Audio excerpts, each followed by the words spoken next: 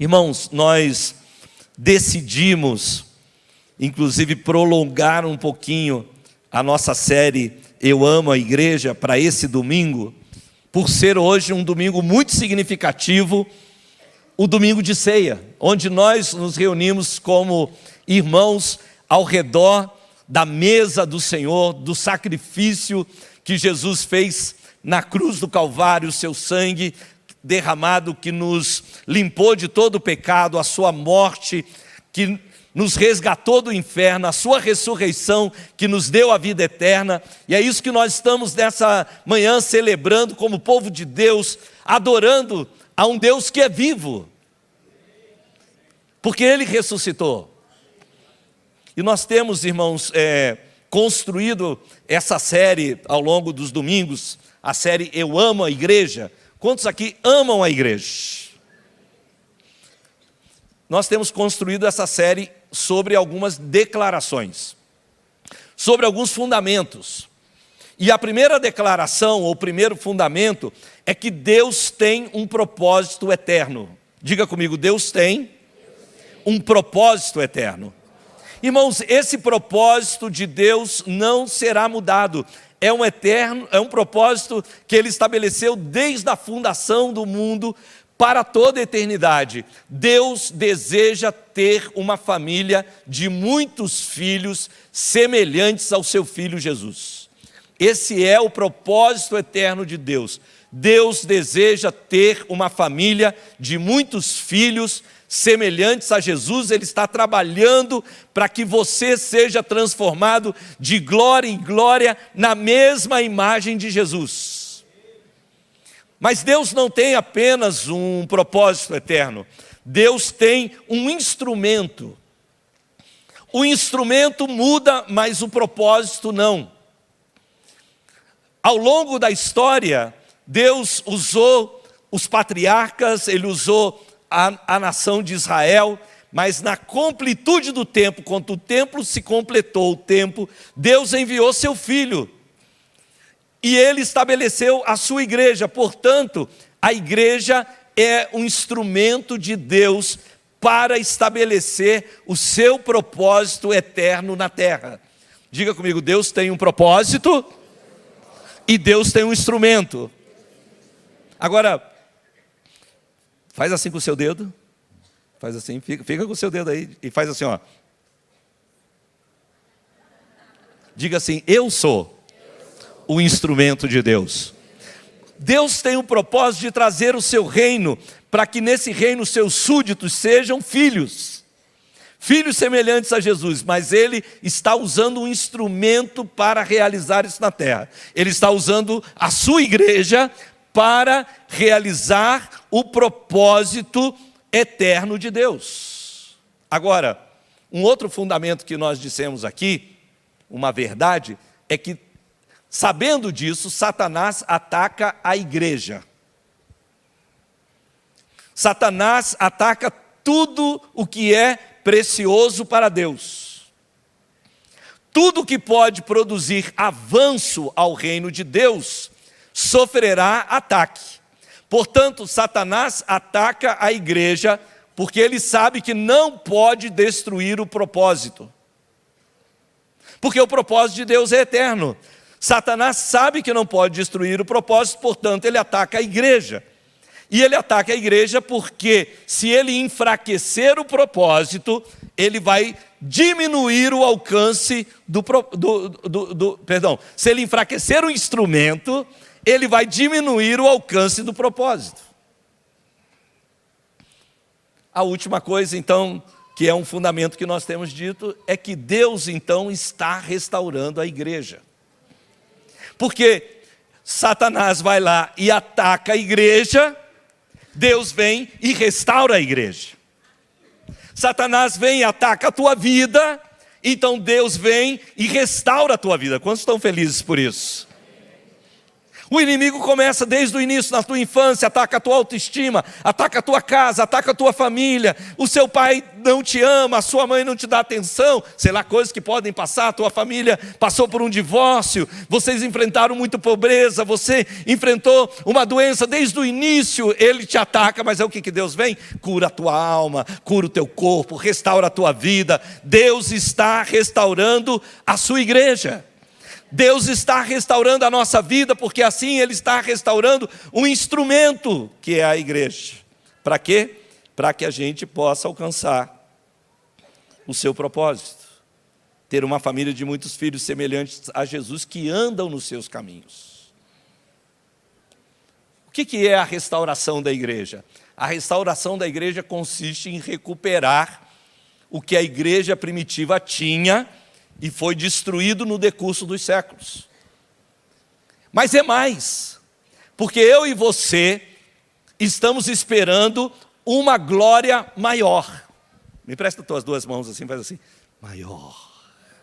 Nós estamos esperando uma glória maior. A Bíblia diz que a glória dessa última casa será maior do que da primeira. Então, se a glória da primeira casa, da igreja primitiva, cheia de sinais, milagres, maravilhas, foi tremenda, a glória dessa última casa, antes que Jesus retorne, antes que o propósito seja definitivamente estabelecido, será maior do que a primeira. Diga comigo, Deus está restaurando a igreja. Por que é tão significativo o domingo de ceia? Efésios capítulo 5, versículo 25. A partir ali da metade do versículo, se você tiver a tua Bíblia, você pode ir comigo. Talvez você está perguntando, pastor, mas não está aparecendo nada no telão. É que isso aqui é só a minha introdução. Eu só estou estabelecendo bases. Ainda não é a mensagem de hoje. Efésios capítulo 5, a partir do versículo 25, diz que, na verdade, está fazendo uma analogia entre o marido e a esposa, mas a partir da parte B do versículo 25 vai falar assim, ó, Cristo amou a igreja e se entregou por ela. Quantos vão celebrar isso essa manhã, quando tomar a ceia do Senhor? Que Cristo amou a igreja e se entregou por ela.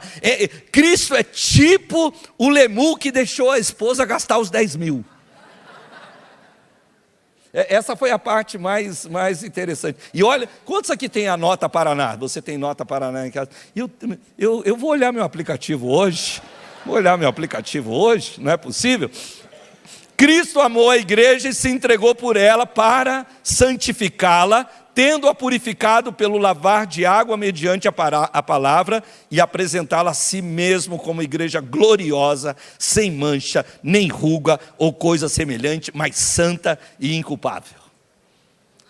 Gente, esse versículo é tão bom, vou pedir você que está... Irmão, projeta lá para mim, Efésios 5, de 25 a 27. Faz essa gentileza, ainda que não está no slide. Estou dando trabalho para eles lá. Eles são bons, já chegou. Tem como a gente colocar até o 27? Vai passando, ok.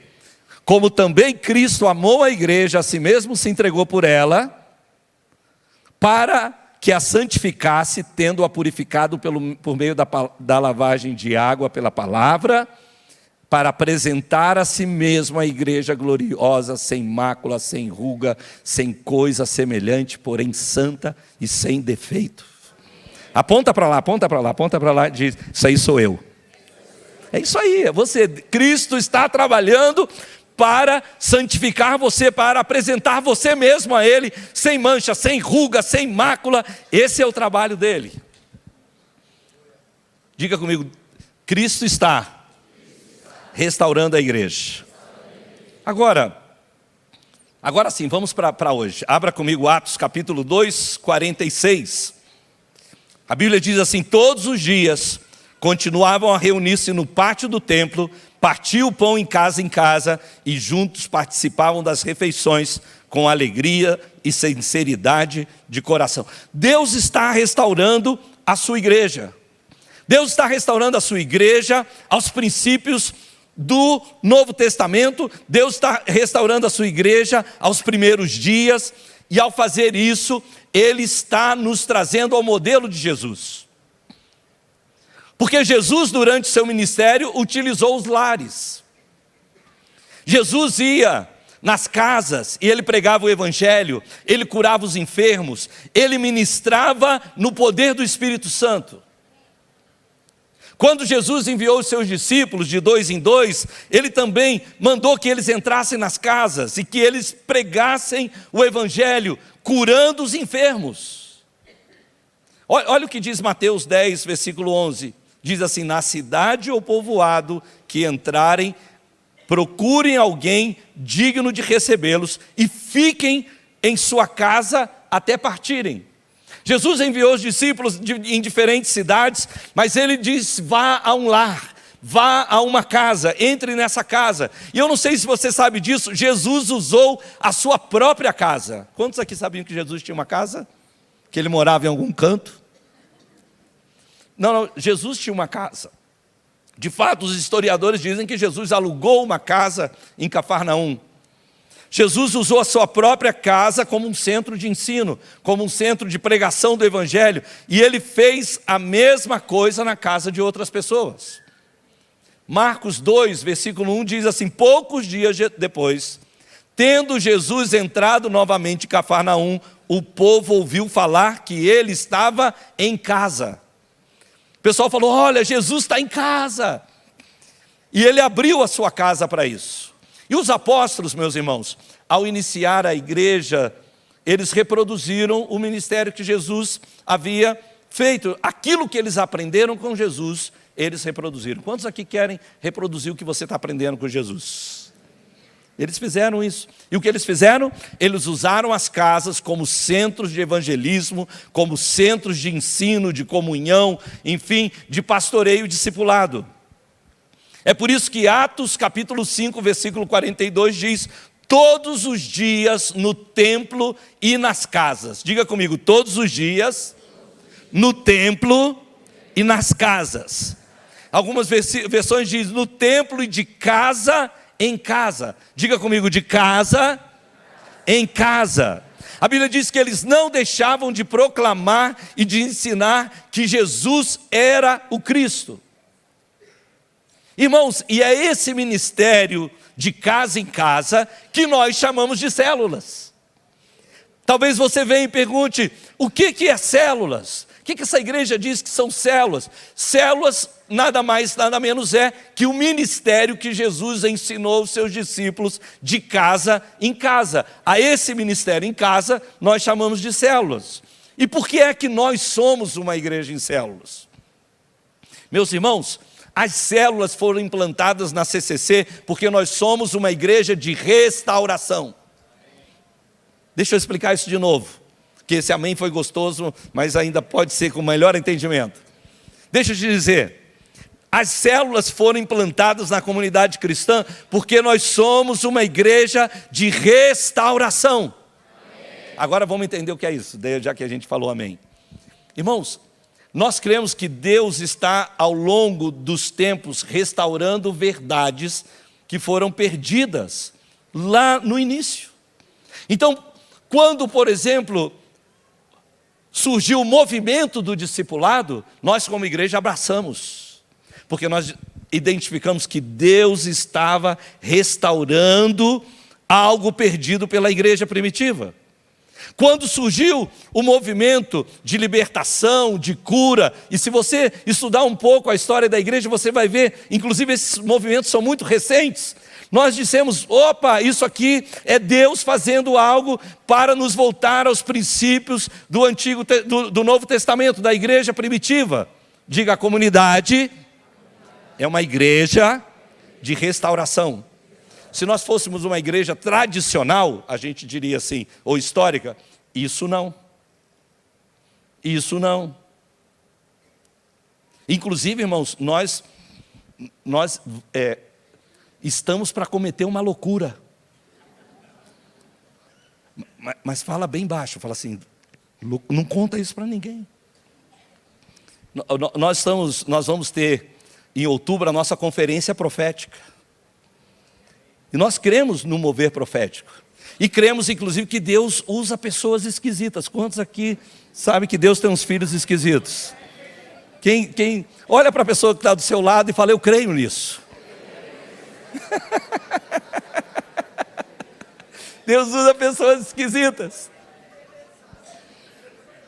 Essa semana, isso aqui é uma história, eu não posso esquecer o que eu ia falar, mas essa semana eu recebi um meme, não é um meme, eu recebi uma reportagem que dizia assim, pesquisa comprova que pessoas, 85%, as pessoas consideram que os seus colegas de trabalho, que 85% dos seus colegas de trabalho são irritantes. Eu mandei para um monte de pastor amigo meu, mandei para os caras do MFI, mandei para todo mundo. Mas nós vamos trazer aqui para uma noite, e eu quero te dizer, se você não gosta de coisa esquisita, não venha. Não venha na nossa conferência profética. Nós vamos trazer aqui Judá Bertelli. Judá Bertelli. Eu vou te contar uma história dele para você entender. Para você entender. O Márcio, meu pastor Márcio, meu amigo, falou, Luiz, eu fui pregar num lugar que o Bertelli estava lá. Quando eu cheguei no culto, ele falou, chegou a arca. E ele pediu uns homens para me pegarem, me levantarem, e ficou rodando comigo dentro do culto.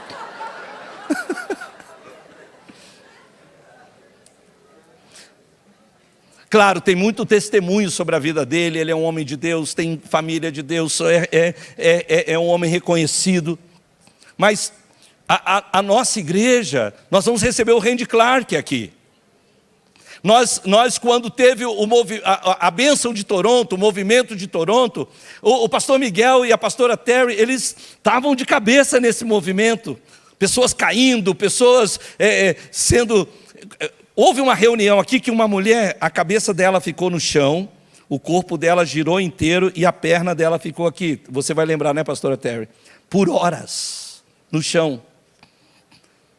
Essa mulher, ela tinha uma enfermidade nos rins, ela estava desenganada.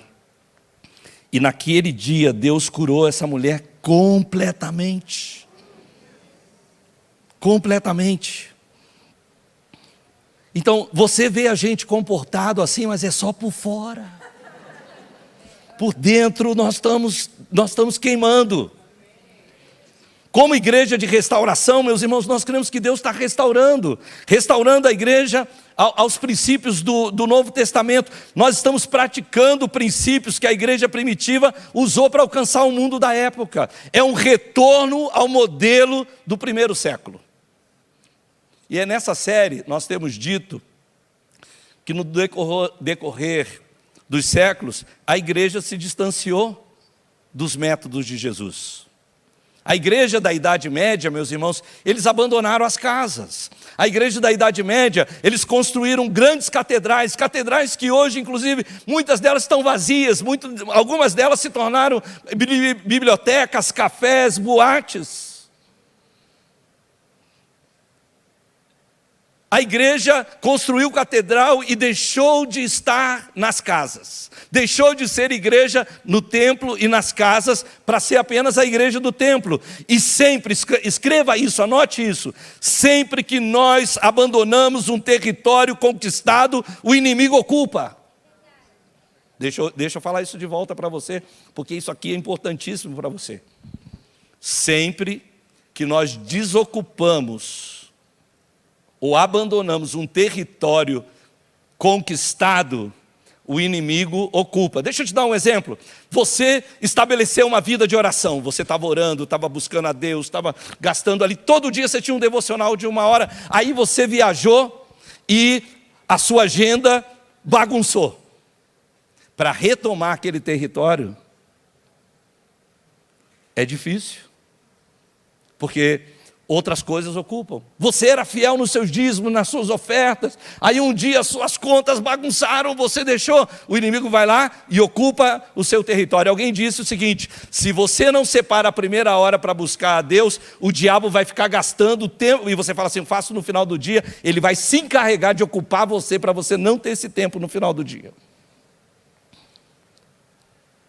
E o que aconteceu foi que a igreja deixou as casas e Satanás ocupou as casas. Pare para pensar, aonde é que acontecem as maiores bruxarias. Não é lá, uma casinha lá no fundo. O inimigo ocupou. E não somente isso. Dentro dos lares, a depressão ocupou espaço. O divórcio ocupou espaço. A ruína ocupou espaço. A tristeza ocupou espaço. Inúmeras outras obras que a Bíblia diz que o diabo veio. Ele veio para matar, roubar e destruir. O diabo não tem nenhum outro propósito a não ser matar, roubar e destruir. E se não bastasse isso, meus irmãos, a tecnologia transformou os lares em centro de entretenimento. Sim ou não? Você está lá assistindo uma série, aí você fala, amanhã tem o culto. Puxa, mas só falta um capítulo. Hoje em dia, meus irmãos, muitos adolescentes estão trancados o dia inteiro no quarto, jogando videogame, só sai de casa para se alimentar, só sai do quarto para comer, ir no banheiro e volta de novo. Eu estava conversando com uma pessoa essa semana e o filho adolescente tinha começado a namorar. Eu falei, e aí? Não terminou o namoro? Eu falei, e não está triste? Não, triste se tirar o videogame. A namorada não importa. Na verdade, as pessoas estão se isolando do mundo real, se afastando da família, dos relacionamentos. Quem aqui é das antigas, você sabe que quando chegava domingo, as famílias se reuniam, as famílias comiam juntos, as famílias estavam juntos. Mas hoje em dia não, as pessoas estão isoladas.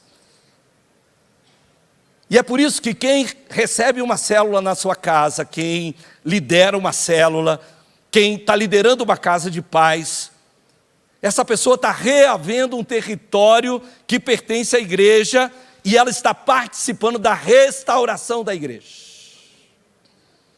Deixa eu te dizer isso de novo. Se você, quem aqui, você é um anfitrião de uma célula, você tem uma célula na sua casa, levanta a sua mão aqui, ó. Esse pessoal aí está trabalhando para a restauração da igreja. Quem aqui lidera uma célula, ou tem uma casa de paz? Levanta a tua mão, ó, esse pessoal está trabalhando nisso também. Agora deixa eu perguntar, quem aqui vai numa célula? Ó, você está participando da restauração da igreja. Ao fazer isso, meus irmãos, nós estamos voltando ao modelo da igreja primitiva, de proclamar o evangelho no templo, nas casas, de abrir portas de salvação no nosso bairro, na nossa região, para os nossos vizinhos, para os nossos amigos, para os nossos parentes. Meus irmãos, a igreja primitiva é um modelo que experimentou crescimento sem precedentes. Quanto aqui está orando por alguém, você está orando por alguém, por um amigo, ou você tem ali aquele desejo que essa pessoa seja salva? Levanta a sua mão. Quando nós abrimos uma célula, nós estamos abrindo portas de oportunidade e nós estamos voltando ao modelo do Novo Testamento, e quem volta ao modelo do Novo Testamento, volta também aos resultados do Novo Testamento. Atos 2, 46 e 47, eu já li uma parte de Atos 2, mas 46 e 47 diz, todos os dias continuavam a reunir-se no pátio do templo, partiam o pão em suas casas e juntos participavam das refeições com alegria e sinceridade de coração, louvando a Deus e tendo a simpatia de todo o povo. E preste atenção, e o Senhor lhes acrescentava diariamente os que iam sendo salvos. Oh, Jesus! Oh, xarabalacarabalachaya. Diariamente o Senhor acrescentava os que iam sendo salvos. Levanta a tua mão se você tem alguém que você está orando por salvação. Eu quero orar por essa pessoa agora. Senhor, nós nos colocamos agora, Senhor, de joelhos diante de Ti, Senhor, como igreja, para apresentar esse nome, Pai, essa pessoa, essa vida que está predestinada à eternidade, Senhor. Deus, o inferno não foi feito para os homens, mas foi feito para o diabo e seus anjos. E nós oramos, Senhor, para que essas pessoas sejam resgatadas da mão de Satanás, Senhor, tiradas do império das trevas e trazidas para o reino do Filho do seu amor. Nós te pedimos em nome de Jesus. Se você crê e concorda, diga amém. Irmãos, por que ser uma igreja nas casas? Por quê? Primeiro, porque Deus está restaurando a conexão entre as pessoas. Jesus disse: quando vocês entrarem numa casa, digam primeiro paz a essa casa. E se houver ali um homem de paz, a paz de vocês repousará sobre ele, e senão ela voltará para vocês. Jesus usou as casas como um lugar onde as pessoas receberiam acolhimento, paz, cura, salvação. Eu não sei se você já se deu conta disso. Saiu uma reportagem essa semana, se eu não me engano, mais de 1.000 cidades brasileiras se tornaram cidades metropolitanas. Na verdade, a maioria dos brasileiros hoje vivem em cidades de regiões metropolitanas. É um mar de gente. E mesmo assim nós estamos perdendo os relacionamentos significativos. Meus irmãos, hoje as casas, como eu disse, estão sendo usadas para isolamento, para reclusão das pessoas e não para conexão. Talvez a nossa geração seja a geração mais solitária de todos os tempos. Nós carecemos de paz e acolhimento. Põe a mão sobre o teu coração, porque você vai sentir um quentinho de Deus hoje aí sobre você. Nós carecemos disso, de paz e acolhimento. Irmãos, nós vivemos rodeados de tanta gente, nós enfrentamos congestionamento, a gente pega fila, ônibus e aviões lotados, mas a gente continua se sentindo sozinho. E deixa eu te dizer, isso não é bom para a saúde, isso é uma condição insalubre da nossa população, da nossa geração. E nós estamos, meus irmãos, através das casas, restaurando ambientes que conectam as pessoas de forma significativa, ambientes que mudem a qualidade de vida das pessoas. Quando você vai... Você viu o que o Kiko falou hoje? Na célula tem cura, na célula tem sopa, Falei, opa, qual é essa? Né? Na célula tem essa comunhão, Irmãos, por quê? Porque nós temos conexão, nós conhecemos pessoas, nós lidamos com pessoas, isso é saudável, isso faz bem para a nossa saúde. Deus está restaurando a sua igreja, sabe por quê? Porque Ele vai apresentá-la sem mancha, sem ruga, sem mácula, sem doença.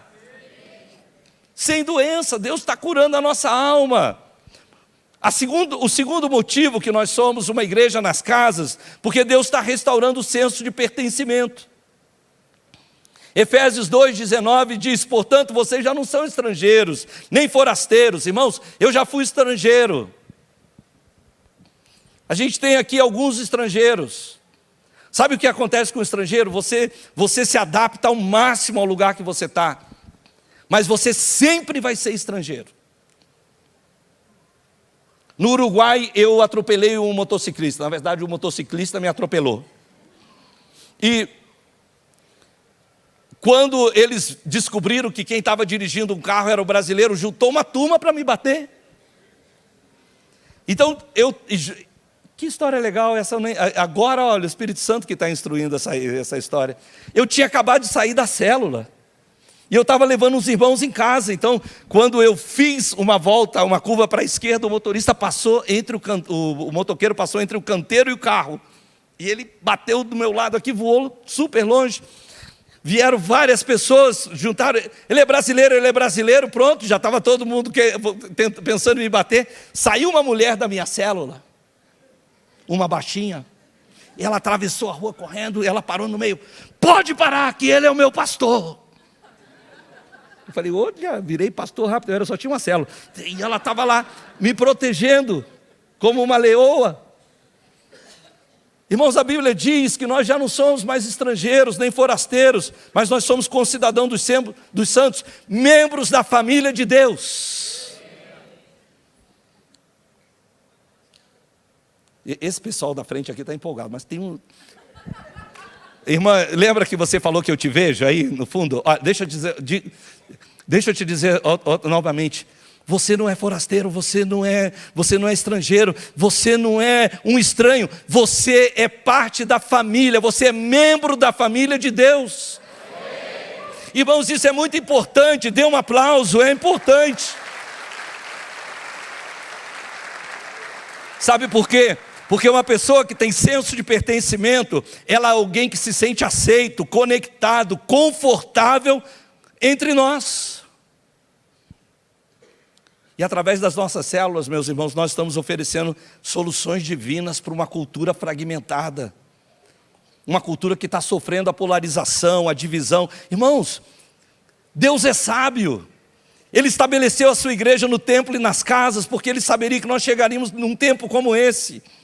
Num tempo, e nós precisamos restaurar o que Deus está fazendo ao longo dos anos, do tempo, dos séculos, porque isso é saúde para o corpo. Deixa eu te fazer uma pergunta, não é verdade que a gente se preocupa mais pelas pessoas que nós conhecemos na célula, do que as pessoas que a gente eventualmente cumprimenta aqui no culto? Essa pessoa que você cumprimentou talvez não venha, você nem se preocupa, mas na tua célula falou, fulano não veio. O que aconteceu? Alguém ligou para ele? Está tudo bem com ele? As pessoas se preocupam e nós estamos usando o modelo bíblico das igrejas nas casas para dizer para as pessoas que elas são importantes, que elas são parte de uma família, para mostrar que a gente sente falta delas. Quantos aqui gostam que sente falta de você? Eu gosto, porque isso diz que eu sou importante. O terceiro motivo pelo qual nós somos igrejas nas casas é porque Deus está restaurando o poder da oração. A Bíblia diz que eles se dedicavam ao ensino dos apóstolos, à comunhão, partir do pão e às orações. Irmãos, nenhuma outra geração teve tanto conhecimento quanto a nossa geração. O conhecimento está a um toque de distância. Eu falo um negócio aqui com você e provavelmente aconteceu mesmo, tenho certeza que aconteceu. A Karen falou aqui, alguém abriu o aplicativo do Nota Paraná. Eu falei da pesquisa 85%, alguém foi conferir se é verdade. O conhecimento está a um toque. Agora, apesar de tanto conhecimento, ele não conseguiu dar nenhuma direção ao ser humano. A Bíblia diz que o conhecimento, a ciência se multiplicaria, mas o amor se esfriaria. É muito conhecimento, mas é pouca resposta. Nós estamos vivendo numa geração, talvez a geração mais confusa de todos os tempos, se não confundida. Nossa geração carece de respostas significativas para os problemas reais da vida. Irmãos, a falta de resposta tem feito as pessoas ficarem tão perdidas, elas abandonam carreiras, elas não terminam as carreiras, elas abandonam a família, o divórcio acontece nas casas porque as pessoas abandonam o casamento, as pessoas não sabem exatamente qual é o seu sexo, elas estão confundidas e confusas a respeito da sua sexualidade, uma busca sem número por respostas e todas as opções no final são vazias. E é aí que a oração é importante. Paulo, imagina, irmãos, Paulo, o apóstolo das nações, ele pediu que a igreja orasse por sua equipe. É um versículo tão pequeno, 1 Tessalonicenses, capítulo 5, versículo 25, ele fala, irmãos, orem por nós. Orem por nós porque nós não temos todas as respostas. Orem por nós porque nós não sabemos o dia de amanhã. Orem por nós porque nós não sabemos o que vai acontecer com a nossa vida. Orem por nós.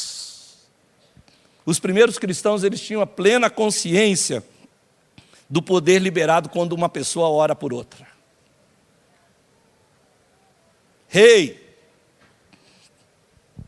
Os primeiros cristãos tinham plena consciência do poder que é liberado quando alguém ora por você.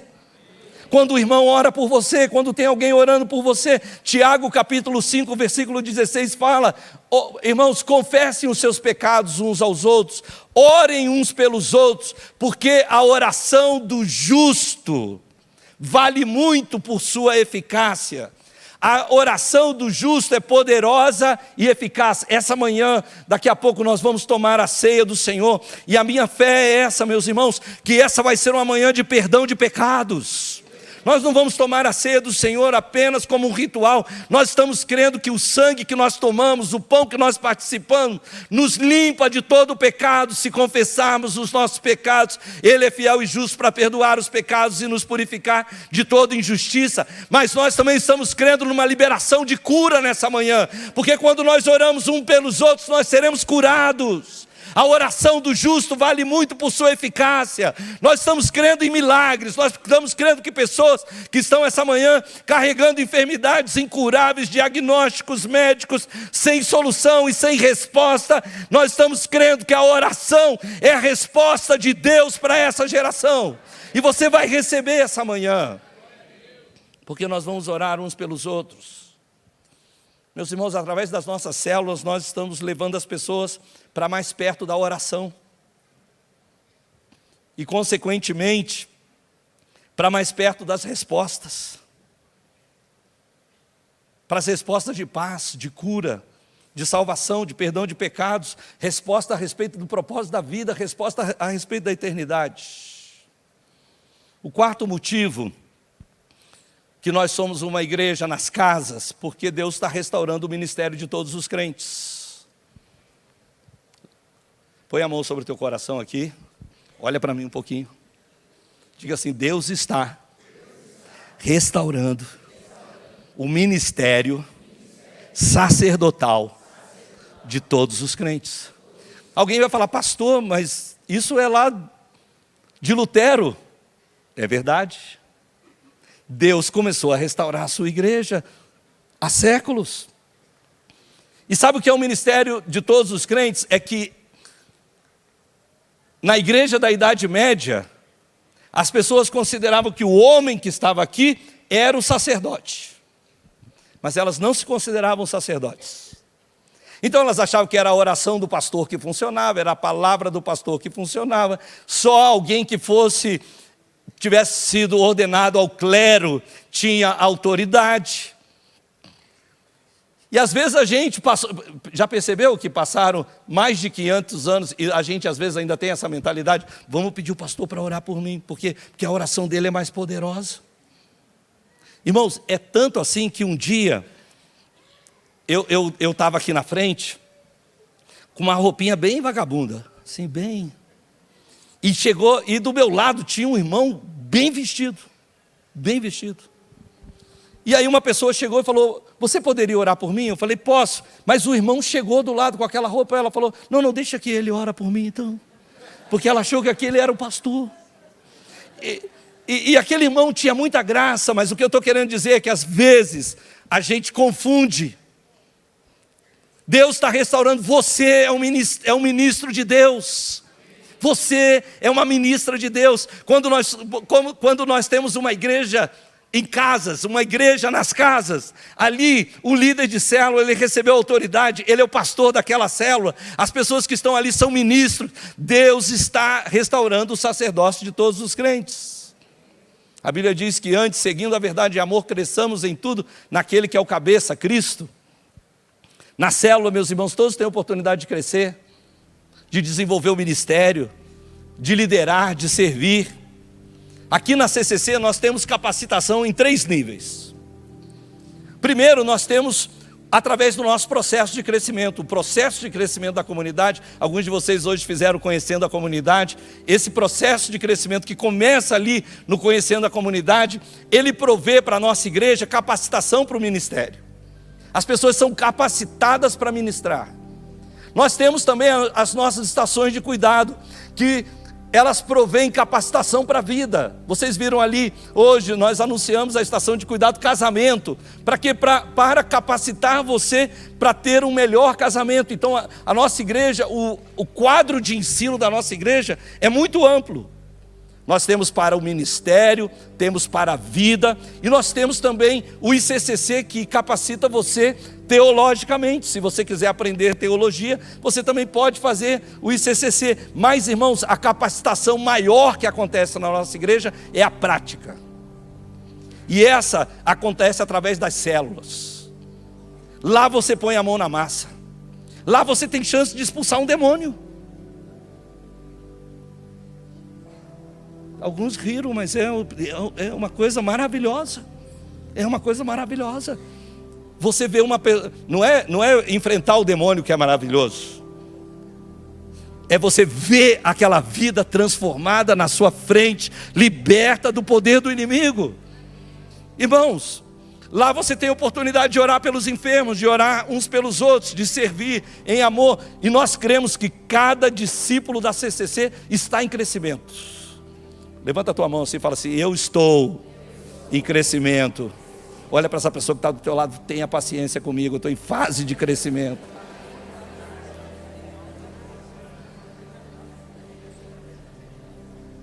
E nós cremos, meus irmãos, que o crescimento aqui na nossa igreja, ele acontece num movimento. A gente tem um movimento, é do quarto para a célula, da célula para o culto, do culto para o mundo. Cada uma dessas etapas da nossa vida estão acrescentando e nós nos capacitando a ter uma vida no quarto de intimidade com Deus, na célula de relacionamento com os irmãos, aqui no culto, servindo, adorando como um só corpo. Para quê? Para que a gente possa testemunhar no mundo, para que os homens vejam as nossas boas obras e glorifiquem o Pai que está nos céus. Irmãos, você é a luz do mundo, você é sal da terra, Deus te chamou. Vocês não fazem, às vezes vocês não fazem nem ideia de quem vocês são. A terra estaria... Se a terra está ficando feia, imagina sem vocês, sem a luz do mundo, sem o sal da terra. O ministério das casas, meus irmãos, é indispensável para o seu crescimento, para o seu desenvolvimento e para o seu ministério. E a última coisa que eu quero falar hoje de manhã: nós somos igreja nas casas, porque Deus está restaurando a igreja do dia a dia. Quantos aqui podem me dar mais 5 minutos da tua atenção? Eu estou percebendo que vocês estão meio me perdendo aqui, eu estou perdendo vocês. Relaxa aí na sua cadeira, dá uma respirada. Vira para a pessoa que está ao seu lado e fala assim: se liga mais só um minutinho. Preste atenção nisso e aqui eu encerro. Deus está restaurando a igreja do dia a dia. A Bíblia diz em Atos 2,46, todos os dias, diga comigo, todos os dias.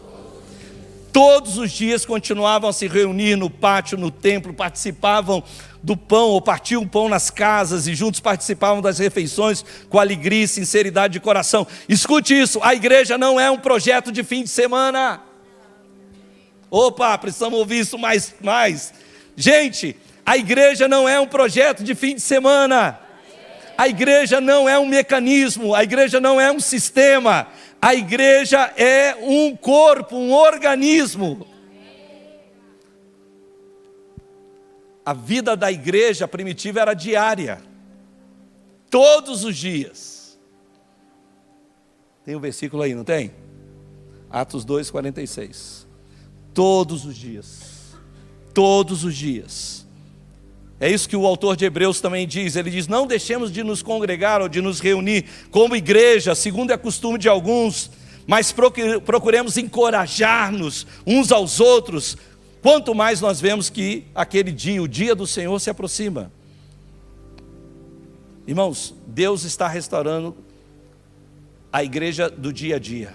Põe a mão sobre o teu coração e diga assim: eu sou a igreja.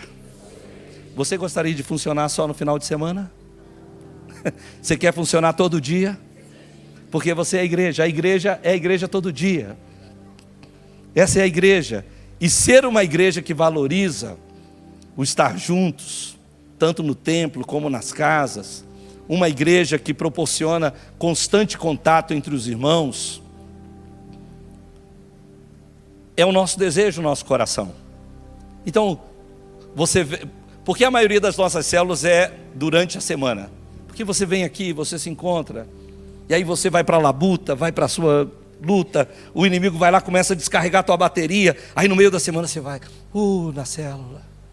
Aí você fala: estou com um problema com o meu patrão, estou enfrentando um problema com o meu filho, fiquei doente ontem, vamos orar com você, vamos cobrir a tua vida, estamos juntos. Aí você dá aquela carregada, aí quando chega no final de semana você está descarregando de novo, aí você vem no culto, enche de novo, carrega, e assim vai, porque somos igreja todo o tempo, somos igreja também durante a semana, e podemos recarregar as nossas baterias espirituais, renovar a nossa esperança, rever os irmãos, nos animar e nos edificar mutuamente. Quantos podem dar graças a Deus por isso? Irmãos, nós cremos que Deus tem um propósito, uma família de muitos filhos semelhantes a Jesus. Nós cremos que Deus tem um instrumento, a sua igreja. E deixa eu te dizer, nós amamos ser igreja. Ninguém aqui está, meu Deus, tive que vir na igreja hoje. Todo mundo, nós amamos. E a igreja de Cristo está sendo restaurada, a fim de que ela possa ser um instrumento mais poderoso, para que a glória dessa segunda casa seja maior do que a primeira. Então, por causa disso, nós estamos crendo cada vez mais que os princípios da igreja primitiva serão restaurados, e a igreja vai ter mais fulgor e maior glória. E já que a igreja nas casas é parte desse processo de restauração, nós estamos muito afim de colaborar com o Espírito Santo. Quantos estão afim de colaborar com o Espírito Santo? Estamos muito afim de colaborar e vivenciar tudo que Ele tem para a sua igreja. Se você está afim de vivenciar tudo que Deus tem para a sua igreja, a igreja nas casas faz parte da tua vida também. Fica de pé comigo, eu quero orar com você.